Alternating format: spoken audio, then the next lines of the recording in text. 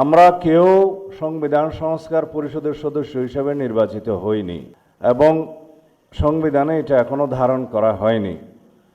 গণভোটের রায় অনুযায়ী সংবিধান সংস্কার পরিষদ গঠিত হলে সেটা সংবিধানে আগে ধারণ করতে হবে এবং সংবিধান সংস্কার পরিষদের সদস্যকে কে শপথ নেয়াবেন সেটা বিধান করতে হবে এবং কোন এরকম ফর্ম এটা সংবিধানে নেই।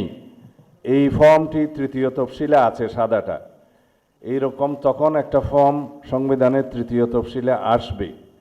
সেগুলো সাংবিধানিকভাবে জাতীয় সংসদে গৃহীত হওয়ার পরে তখন জাতীয় সংবিধান সংস্কার পরিষদের সদস্যদের শপথ নেয়ার বিধান করা যাবে।